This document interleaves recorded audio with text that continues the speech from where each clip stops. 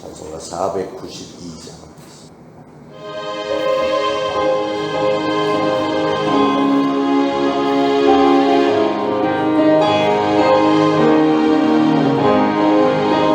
잠시 세상에 내가 살면서 항상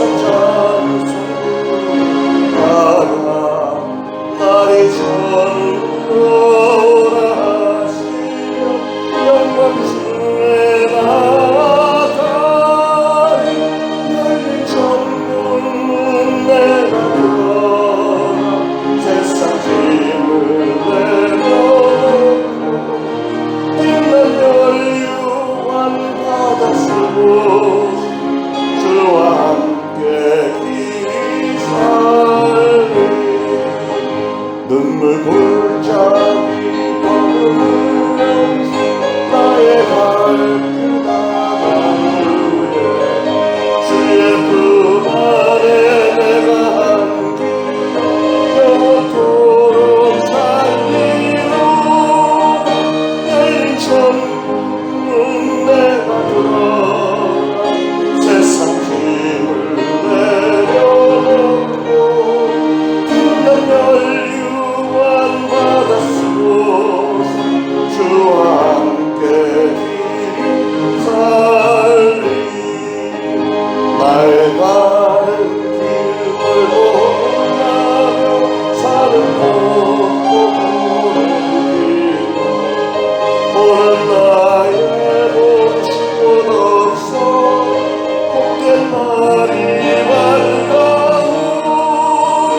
열린 천문 내가 들어가 세상 짐을 내려놓고 빛난 연유한 바다 속에서 주와 함께 길이 살리 한숨 가시고 죽음 없는 날 사모하며 기다리니 나의 아프리던 주를 배울 때 나의 기쁨 넘치리라 열린 천국 내가 들어가 세상 짐을 내려놓고 빛난 연유한 바다 속에서 주와 함께 길이 살 열린 천국문 열린 천국문 내가 들어가 세상 짐을 내려놓고 빛난 연유한 바다 속에서 주와 함께 길이 살리. 아멘. 이사야서 35장 1절부터 10절 마지막 절까지. 광야와 메마른 땅이 기뻐하며 사막이 백합화 같이 피어 즐거워하며 무성하게 피어 기쁜 노래로 즐거워하며 레바논의 영광과 갈멜과 사론의 아름다움을 얻을 것이라. 그것들이 여호와의 영광 곧 우리 하나님의 아름다움을 보리로다. 너희는 약한 손을 강하게 하며 떨리는 무릎을 굳게 하며 겁내는 자들에게 이르기를 굳세어라 두려워하지 말라. 보라 너희 하나님이 오사 보복하시며 갚아주실 것이라. 하나님이 오사 너희를 구하시리라 하라. 그때 맹인의 눈이 밝을 것이며 못 듣는 사람의 귀가 열릴 것이며 그때 저는 자는 사슴같이 뛸 것이며 말 못하는 자의 혀는 노래하리니 이는 광야에서 물이 솟겠고 사막에서 시내가 흐를 것임이라. 뜨거운 사막이 변하여 못이 될 것이며 메마른 땅이 변하여 원천이 될 것이며 승량의 눕던 곳에 풀과 갈대와 부들이 날 것이며 거기에 대로가 있어 그 길을 거룩한 길이라 일컫는 바 되리니 깨끗하지 못한 자는 지나가지 못하겠고 오직 구속함을 입은 자들을 위하여 있게 될 것이라. 우매한 행위는 그 길로 다니지 못할 것이며 거기에는 사자가 없고 사나운 짐승이 그리로 올라가지 아니하므로 그것을 만나지 못하겠고 오직 구속함을 받은 자만 그리로 행할 것이며 여호와의 속량함을 받은 자들이 돌아오되 노래하며 시온에 이르러 그들의 머리 위에 영영한 희락을 띠고 기쁨과 즐거움을 얻으리니 슬픔과 탄식이 사라지리로다. 아멘. 낙원에 대한 말씀입니다. 낙원. 인간이 타락해서 에덴 동산에서 쫓겨난 이후로 사람들은 끊임없이 낙원을 회복하겠다고 하는 꿈과 노력을 포기하지 않고 있는 것 같습니다.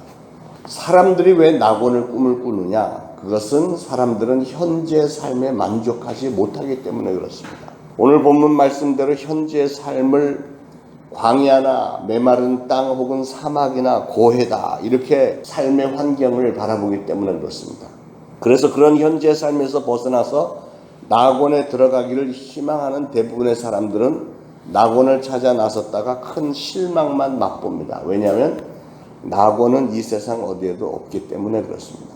우리가 흔히 쓰는 용어 가운데 낙원이라는 뜻을 원래 영어로는 패러다이스라고 했는데 어느 시점부터 유토피아라는 단어를 쓰죠. 유토피아. 유토피아라는 말은 1516년에 토마스 무어라는 사람이 시작했던 용어인데 유토피아. 그것은 합성어입니다. 무라고 하는 뜻의 장소. 그러니까 유토피아는 아무 곳에도 존재하지 않는 것. 이게 유토피아라는 뜻이에요. 왜 그러냐면 낙원을 다시 찾아보겠다고 수많은 사람들이 노력을 해서 알아본 결과 낙원이라는 것은 없더라. 그 얘기죠.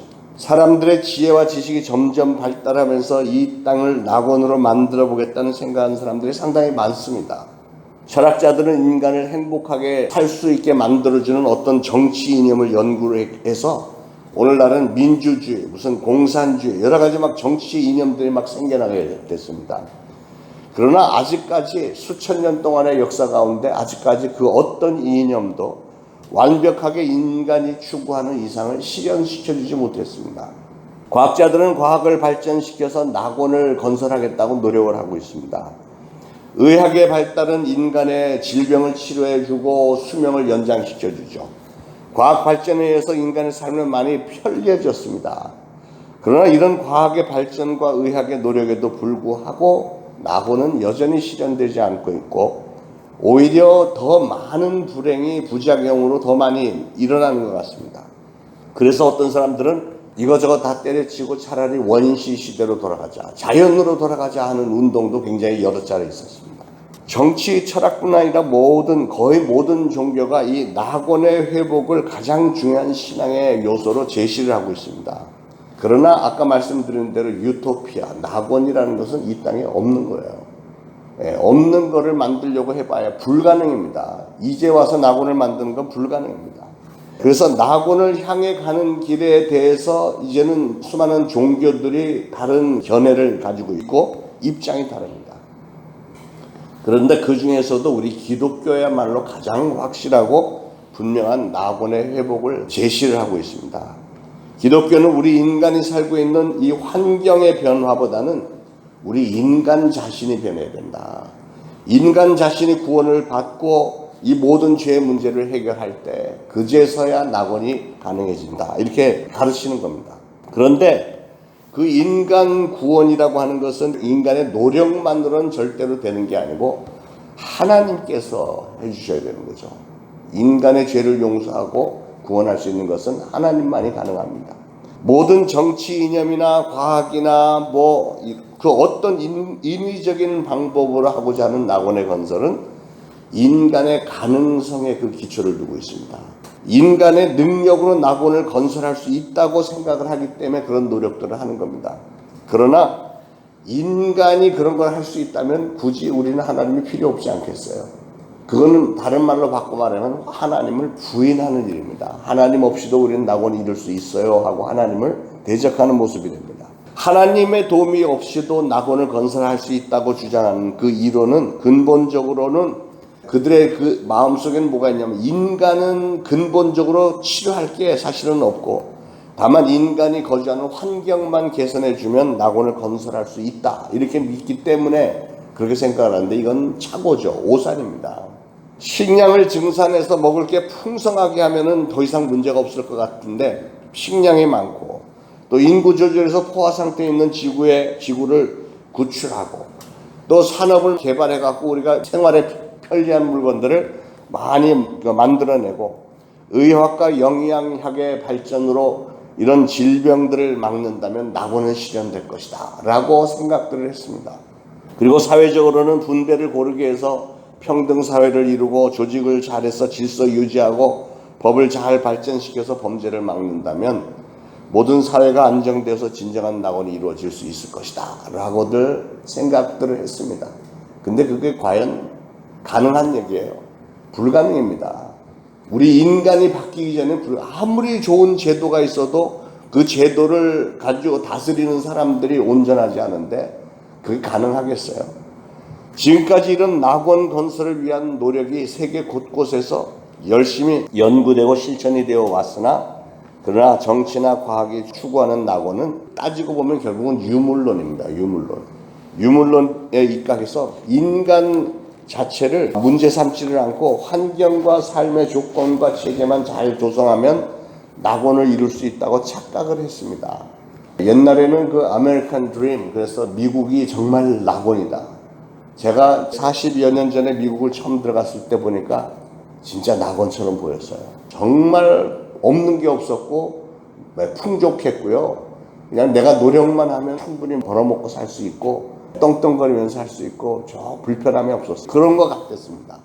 그러나 세월이 조금씩 이렇게 지나면서 보니까 허점이 많은 거예요. 여러분, 지금 미국의 뉴욕이나 시카고, LA 이런 큰 도시들은 우리나라 큰 도시하고 비교가 안 되게 엄청나게 크죠. 그런데 그렇게 잘 사는 나라의 큰 도시들이 거기 들어가서 살아보면 너무 살벌해요. 우리는 흔히 잘 사는 서구 사회와 못 사는 제3세계를 이렇게 비교를 해보지만 그냥 언뜻 생각에 미국이나 유럽 나라에 사는 사람들은 모든 게 풍족하고 잘 돼 있고 복지 정책이 잘 돼 있고 하니까 제일 행복할 것 같잖아요. 우리나라도 그렇게 따지면 전 세계에서 10위권 안에 드는 나라인데 과연 우리나라 국민들이 행복해 합니까? 반면에 저 못 사는 나라 무슨 태국, 필리핀, 미얀마, 아프리카 이런 사람들은 굉장히 불행하게 보여요. 없으니까, 너무 없으니까. 지금 코로나 바이러스 상황 가운데 그 나라 사람들은 얼마나 처참한지 이런 말로 다 할 수 없습니다. 그럼에도 불구하고 행복 지수는 여전히 그 사람들이 훨씬 높아요. 그 사람들이 1등, 2등, 3등, 4등 못 사는 나라 사람들이 다 차지했습니다. 화려한 저택에서 사는 그 부자들보다는 가난하지만 가족들과 친지들과 이웃들과 오순도순 콩 하나라도 서로 나눠 먹으면서 사는 그런 삶이 더 행복하다는 거죠. 결국 부자나 가난한 자나 북한이나 남한이나 그 누구도 낙원에 있지 못하다는 점에서는 다 똑같다는 거죠. 다시 말해서 낙원을 실현시키려고 하는 인간의 정치, 경제, 과학, 철학 이런 노력 가지고는 택도 없다는 거예요. 근본적으로 인간이 바뀌지 않는 이상은 낙원이라는 것은 불가능한 겁니다. 그래서 성경은 낙원의 회복을 다른 각도에서 접근을 하는데 그 원인을 따져보니까 우리가 인간이 낙원, 그러니까 에덴 동산, 패러다이스를 잃어버린 그 원인이 우리 인간들에게 있다. 인간들의 무엇 때문에 있느냐면 죄 때문에 우리가 잃어버렸다라고 결론을 짓는 거예요. 그러므로 낙원의 회복은 반드시 죄의 문제가 회복이 먼저 돼야 됩니다. 죄의 문제를 해결해서 하나님과 올바른 관계에 들어가게 될 때 그제서야 낙원이 가능한 줄 믿습니다. 무슨 인간 사회의 환경이나 제도에 문제가 있지 않고 인간 자체가 문제라는 거죠. 인간이 죄가 있기 때문에 아무리 좋은 제도를 운영하려고 해도 그대로 되지 않습니다.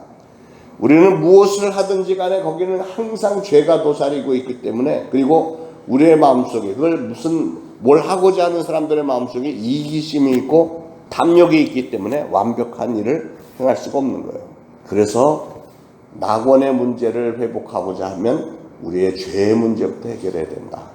그런데 죄라고 하는 것은 하나님과의 관계에서 오는 것이기 때문에 하나님이 해결해 주지 않으시면 불가능하다는 거예요. 그래서 하나님은 독생자 예수 그리스도를 보내주셔서 너희들의 힘으로는, 능력으로는, 노력으로는 안 되니까 내가 모든 죄를 다 짊어질게 하고 보내주신 게 바로 예수 그리스도예요.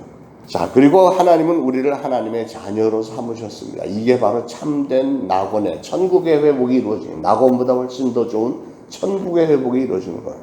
자, 이제 본문으로 가서 보겠습니다. 5절, 6절 봅니다. 그때 맹인의 눈이 밝을 것이며 못 듣는 사람의 귀가 열릴 것이며 그때 서는 자는 사슴같이 뛸 것이며 말 못한 자의 혀는 노래하리니 이는 광야에서 물이 솟겠고 사막에서 시내가 흐를 것입니다. 아마도 이 부분은 어느 시점을 얘기를 하냐면 예수님이 공중 재림하셔서 7년 계시고 혼인잔치 끝나고 예수님이 이 땅에 지상 재림을 하시고 나서는 그때는 마귀를 잡아서 무저갱에다 가두고 적그리스도 거짓 선지자 그리고 그를 추종하던 모든 악한 귀신들 전부 곧바로 지옥으로 던져버립니다. 그러면 이 지상에는 우리에게 죄를 짓게 만들고 유혹하고 하는 이런 영적인 무리가 하나도 없어요. 그러면 예수님이 그때부터 천년왕국을 여기서 다스리시는데 그 천년왕국 동안에는 죄가 없으니까 죽음도 없고 질병도 없고 사고도 나지 않고 사자와 뭐 양들이 같이 뛰놀고 뭐 이렇게 된다고 했잖아요.